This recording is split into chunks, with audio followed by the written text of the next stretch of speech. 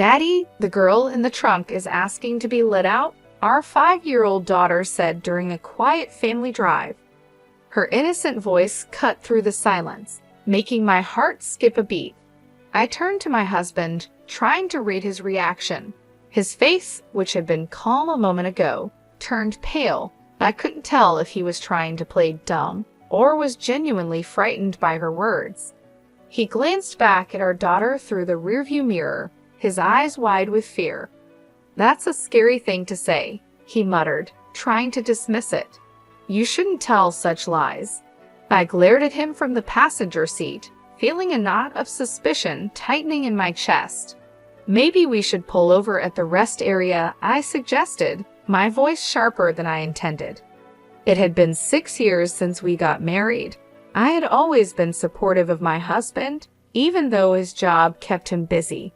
I had been the one holding things together at home, managing everything while he focused on his career. But now, with our daughter's strange words hanging in the air, I felt a chill of uncertainty. Was something dark about to be revealed? "My name is Lisa Jackson. I married my husband, James, when I was 30 years old. He is 5 years older than me, and our relationship had always seemed solid. The year after we got married, our daughter Julia was born, bringing so much joy into our lives. She's been growing up healthy and lively, and just recently turned 5. Our family had been living busy but happy days, filled with love and laughter. "How about going to the zoo next Friday?" James suggested, trying to change the mood. "Yay! I want to see the giraffes," Julia squealed with excitement, her earlier comment seemingly forgotten. I couldn't help but smile at their cheerful conversation, feeling a bit of the tension ease away. James had always been a kind and loving husband. Since we started dating, he was attentive and caring, and that didn't change after we got married and had Julia. On his days off, he would eagerly join in on family activities, playing with Julia and making her laugh. He was the perfect father, always there for us. I often thought about how lucky I was to have married him. Watching James and Julia together brought me a deep sense of happiness. Our life was good, stable, and filled with love. But little did I know, those peaceful days were about to be shattered. One day, James came home with a heavy sigh, his face looking weary and troubled. "You're being transferred to a different department?" I asked, noticing his downcast expression. "Yeah," he replied, his voice flat. "It's company policy.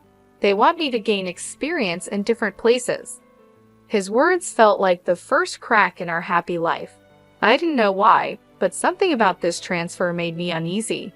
I could sense that there was more to the story, something James wasn't telling me, and as our daughter's strange words echoed in my mind, I couldn't shake the feeling that our lives were about to change in ways I couldn't imagine. James was being transferred to the busiest department in his company, which meant he might not be able to spend as much time with us. The news hit our family hard, especially Julia. "Daddy, are you not going to play with me anymore?" she asked, her big eyes filled with worry. James, trying his best to reassure her, gently stroked her hair and said, "I'll do my best to spend as much time with you as possible, Julia. Let's go to the zoo again sometime soon." Despite his comforting words, I could see the regret in his expression. He knew this transfer was going to change things for us, and the thought of it weighed heavily on his mind. As I watched him with our daughter, a tightness grew in my chest, overwhelmed with emotions. The transfer didn't involve a change in salary or require us to move, but it was still a big deal for our family. Just the thought of having less time together made me feel incredibly lonely. However, I knew the one feeling the most vulnerable was James. Adjusting to a new, more demanding environment would be tough for him. "Please don't push yourself too hard," I said, trying to hide the worry in my voice. I knew James had a tendency to throw himself fully into his work, sometimes to the point of exhaustion. That's why I worried about him overdoing it, and unfortunately, my concerns turned out to be justified. At first, James managed to balance his work and home life. He still made time for family activities and found moments to rest, despite his busier schedule. But about a month after the transfer, everything changed. His time at home decreased dramatically. He started working overtime, often coming home late at night, long after Julia had gone to bed. It became more common for him to go out for drinks with clients, and he even began working on his days off. But there was something else that concerned me even more. One day, I cautiously asked him, "Hey, can you take a day off next Friday? Julia misses you, and you've been working too hard lately." James looked at me with a tired, frustrated expression. "Who do you think I'm working so hard for? Should I just turn down client meetings and risk getting fired?" he snapped. I quickly replied, "I didn't mean it like that. I'm just worried about you." "That's none of your business," he muttered, brushing me off. "Anyway, make sure you have money ready for next week's drinking party." His words stung, and I could see how much the stress was affecting him. James, who had always been kind and patient, was now irritable and short-tempered. He started taking out his frustrations on me more frequently, and I found myself walking on eggshells around him.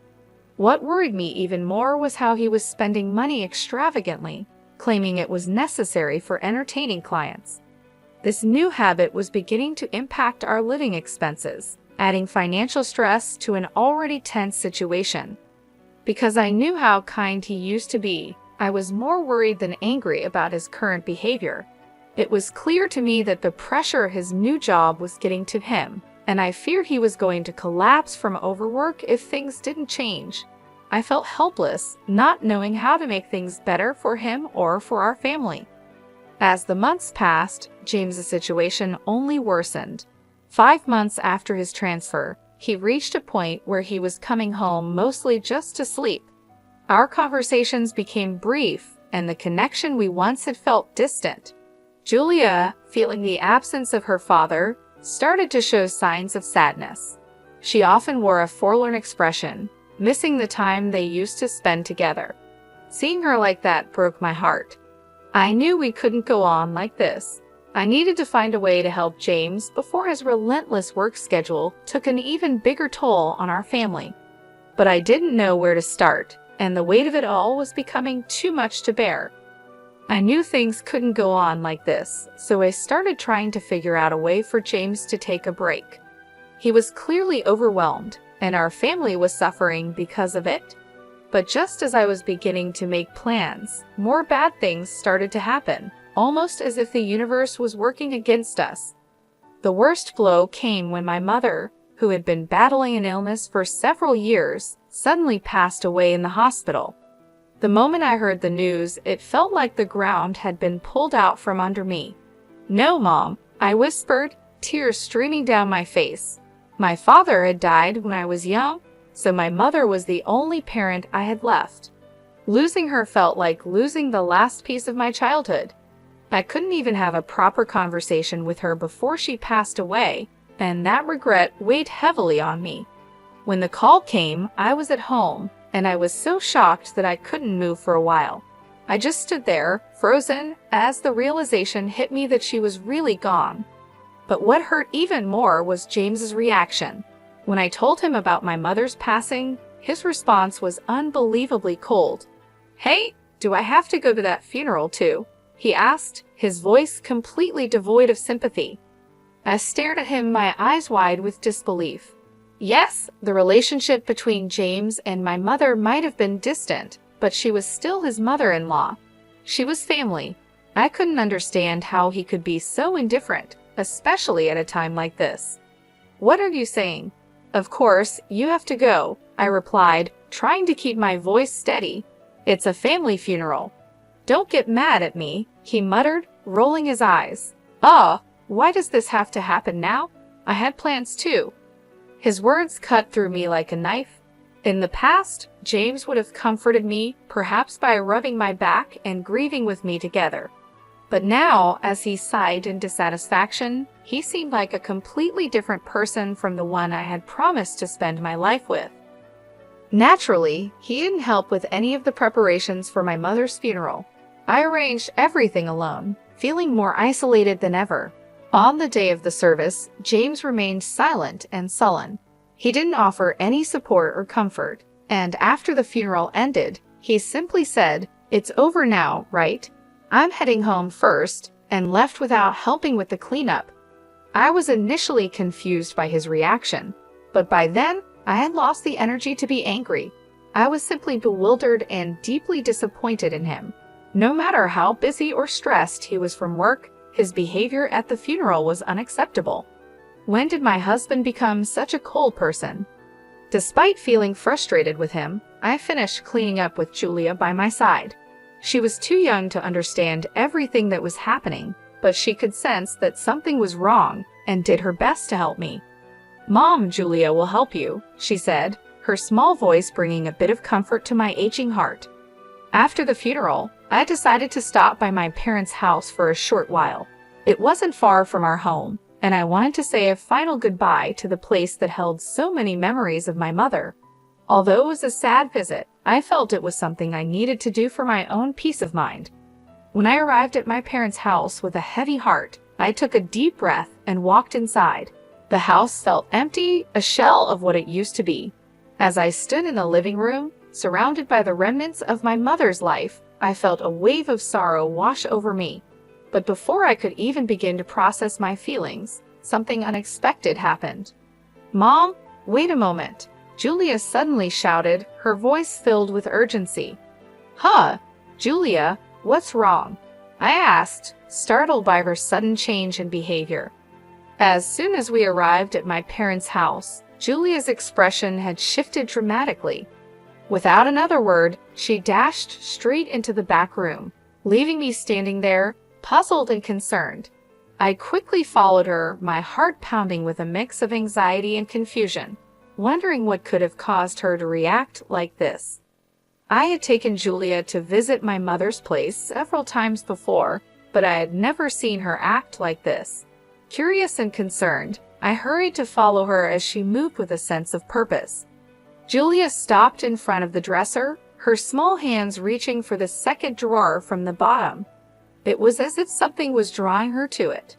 "Mom, Grandma wants you to have this," she said, holding up an old hand mirror. The sight of the mirror took my breath away. It was an item that had always been precious to my mother. She cherished it so much that she rarely used it, and I didn't even know where she kept it. I stood there, stunned, as I realized that Julia had somehow found this hidden treasure. "How did you know it was here? And what do you mean, Grandma wanted me to have it?" I asked, my voice tinged with disbelief. "When Grandma was sleeping earlier, she told me that you were sad and asked me to give this to you," Julia answered innocently, her eyes wide with sincerity. I couldn't hide my surprise. Her words sent a chill down my spine. There was no way Julia could have known about the existence of this hand mirror, let alone where it was kept. Yet here she was, holding it out to me with a calm certainty that was both unsettling and awe-inspiring. Wanting to understand what was happening, I decided to ask her some questions. I asked about things she couldn't possibly know, tomorrow's dinner menu I was thinking about, and even thoughts I had during the funeral. To my astonishment, Julia answered each question correctly, as if she had read my mind.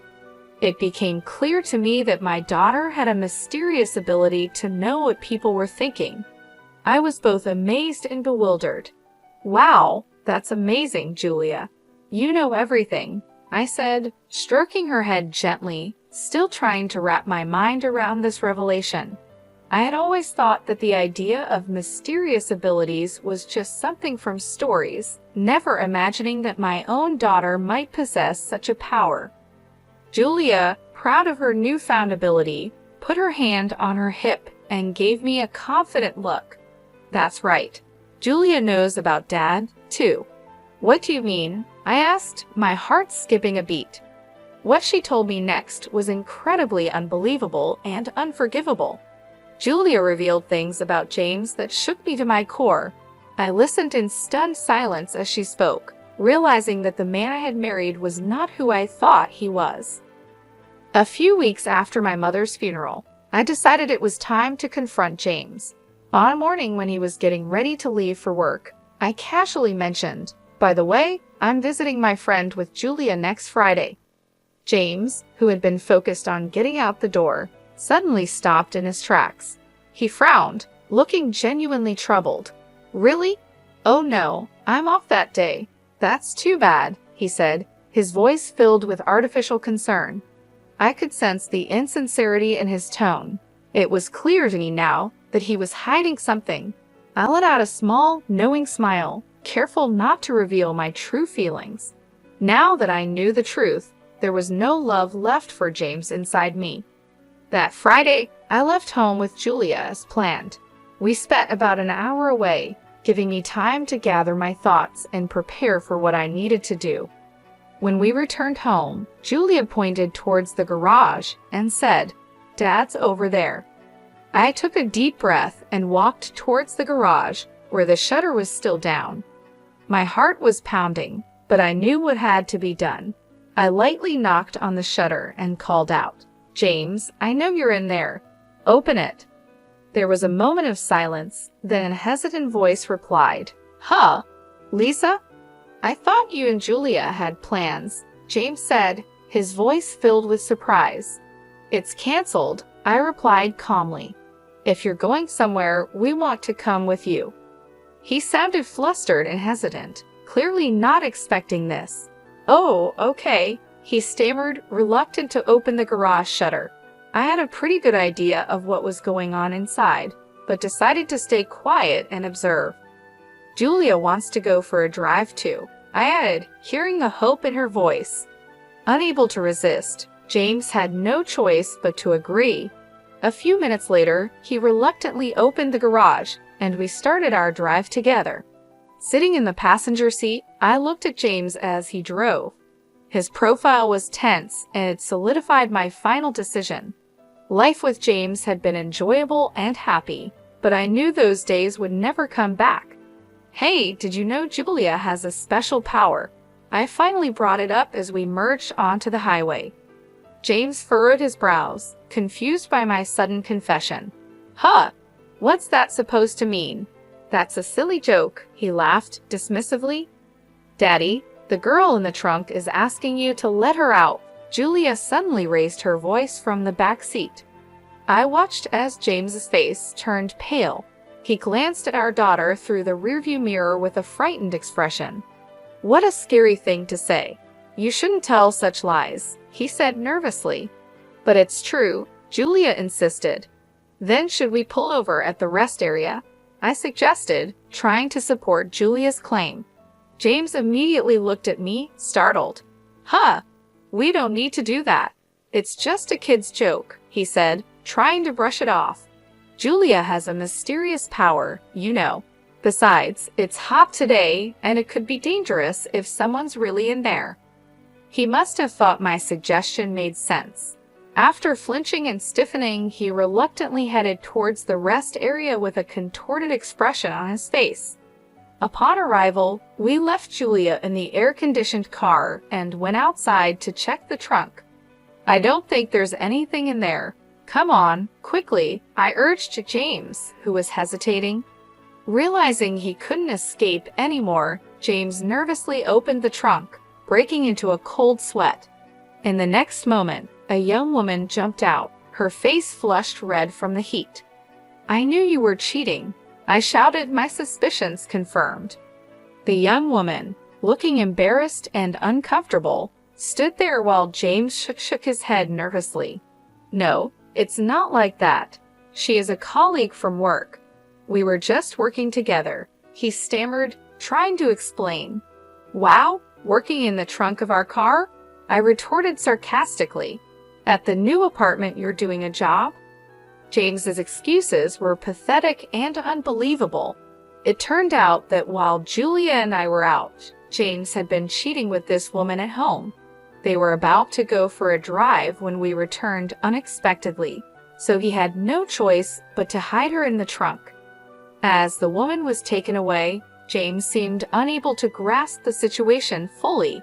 He kept trying to come up with more excuses, but I wasn't listening anymore. I knew our marriage was over. The trust and love we once had were gone, replaced by betrayal and lies. I looked at Julia, who was watching everything quietly from the car. I knew I had to be strong for her, to move on and build a new life without James. I laughed at how ridiculous James's lie was, standing my ground as I pulled out a piece of paper from my bag. "And what is this?" I asked, showing him the paper. It read, "Let's go on a drive date on Friday." James and the woman, Janice, turned pale when they saw it. It was no surprise they could see their flirty email exchanges printed right there. Thanks to Julia, I had found out everything. On the day of my mother's funeral at my parents' house, my daughter had told me, "Daddy has been spending a lot of time with Janice lately. I'm sad because Janice is taking Daddy away from me." After witnessing Julia's strange ability to know things, I became suspicious and decided to keep an eye on James. Sure enough, I found undeniable proof of his affair on his phone, so I had made up the fake plan to catch him in the act. "It's a shame this drive turned out this way," I said sarcastically. "It's unfair to look through my phone without permission." James protested, his body tense as he reacted to my words. His absurd remark made me burst into laughter. I had thought he was just busy with work, but it turned out he was spending time with Janice, using our money for their dates. Who exactly is being unfair here? I shot back. "By the way, I've been recording everything since we got into the car." Remembering all the wrongs James had done, I pulled out my phone from my pocket. I had secretly pressed the record button to capture everything. And the evidence I had wasn't just messages and this video. I also set up hidden cameras in our house and garage. "And Janice, I know everything about you too." Under my relentless confrontation, they both turned white as sheets. I was furious with James, but I couldn't forgive Janice either. I had thoroughly investigated my husband and figured out who she was. Janice was a 27-year-old new employee who worked with James in his new department. From the messages, it was clear she knew about me, yet she still went ahead with the affair, making her just as guilty. "Oh, sorry, Lisa," James whimpered, clearly not expecting to be cornered so perfectly. His pitiful attempt to plead with me only filled me with more disgust. I glared at both of them with all the anger I could muster. "I won't forgive either of you. Get ready to pay alimony." Hearing my firm words, and perhaps realizing their fate, both of them collapsed to their knees. After that, I divorced James. The fact that I had recorded everything and gathered all the evidence paid off. They were ordered to pay $500,000 in compensation. I was also able to get $1,000 a month in child support from my husband. But their troubles didn't stop there. I heard that news of their affair spread throughout the whole company, especially since they worked in the same department. This made things very uncomfortable for them, and eventually, they broke up. Their coworkers started to disapprove of them, and in the end, they had no choice but to resign. Now, I've heard they're struggling with the burden of the compensation payments and are left with nothing. Meanwhile, I'm enjoying peaceful days with Julia. I'm focused on giving her lots of love and support, knowing she has a special gift. I want to make sure she grows up happy and well taken care of.